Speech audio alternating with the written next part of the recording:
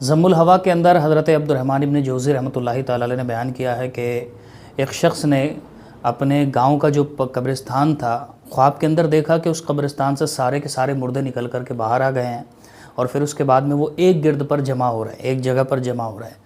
وہ سارے لوگ ایک جگہ پر جمع ہو گئے اور پھر اس کے بعد میں گڑ گڑا کر کے اللہ تعالیٰ سے دعا کرنے لگے کہ پروردگار عالم، آج جس کا انتقال ہوا ہے اس کو ہمارے قبرستان میں دفن ہونے مت دینا، تاکہ ہم اس کی نحوست کو نہ دیکھیں، ہم اس کی نحوست کو نہ جھیلیں، ہم اس سے اذیت محسوس نہ کریں۔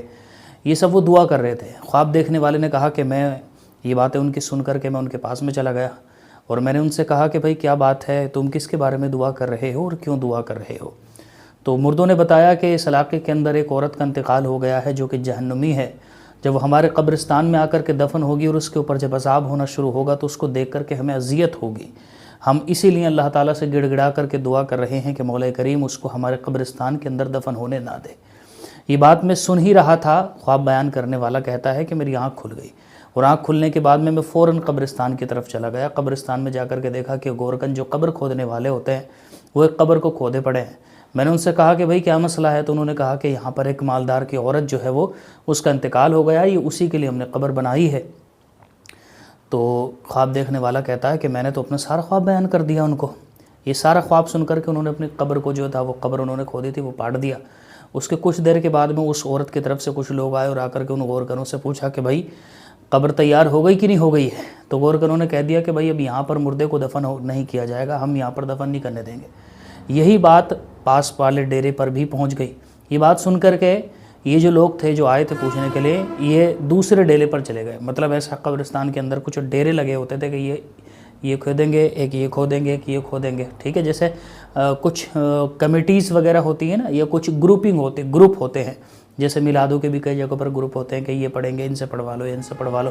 ایسے قبر کھودنے والوں کے بھی کچھ گروپ تھے، تو ایک ڈیرے پر سے نکل کر کے دوسرے ڈیرے پر گئے، دوسرے گروپ کے پاس میں گئے، دوسرے گروپ والوں سے کہا کہ قبر کھودنی ہے، تو انہوں نے بھی منع کر دیا کیونکہ بات ان تک بھی یہ والی پہنچ چکی تھی۔ یہ بات سن کر کے وہ لوگ واپس لوٹ گئے، اور اس کے بعد میں کسی دوسرے قبرستان کے اندر جا کر کے انہوں نے قبر کو کھود لیا۔ جنازہ تیار ہو گیا، جنازے کو لے کر کے جانے لگے۔ یہ خواب بیان کرنے والا شخص کہتا ہے کہ میں جنازے میں شریک ہو گیا اور میں پیچھے پیچھے چلنے لگا۔ میں تلاش کر رہا تھا اس کے گھر والوں کو کہ اس کے پیچھے ایک خوبصورت نوجوان مجھ کو چلتا ہوا دکھائی دیا۔ میں نے لوگوں سے پوچھا کہ یہ کون ہے؟ لوگوں نے بتایا کہ یہ اس میت کا بیٹا ہے۔ تو میں اس کے پاس میں چلا گیا، اور اسی طریقے سے اس کا شوہر، اس عورت کا شوہر یعنی اس بیٹے کا باپ جو تھا وہ بھی ساتھ میں چل رہا تھا۔ تو میں پہلے باپ کے پاس میں گیا، باپ سے آ کر کے میں نے کہا کہ میں نے اس کے بارے میں خواب دیکھا، وہ میں بیان کرنا چاہتا ہوں۔ تو باپ نے مجھے نظر انداز کر دیا۔ میں نے بیٹے سے کہا کہ میں آپ سے کچھ بیان کرنا چاہتا ہوں، میں نے ان کے بارے میں دیکھا ہے۔ تو بیٹے نے کہا کہ ٹھیک ہے آپ بیان کر دیجئے۔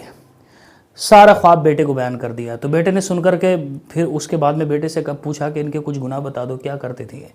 تو انہوں نے کہا کہ اصل میں یہ شراب پیتی تھی۔ نمبر 1 جو میں نے دیکھا، یہ شراب پیتی تھی، گانے باجے سنتی تھی، اور نمبر 3 عورتوں کی برائیاں کرتی رہتی تھی۔ باقی ہمارے گھر میں چلیے، وہاں پر ایک خادمہ ہے 99 سال کی عمر ہے جو ان کے ساتھ میں رہتی تھی، وہ زیادہ بتا دیں گے۔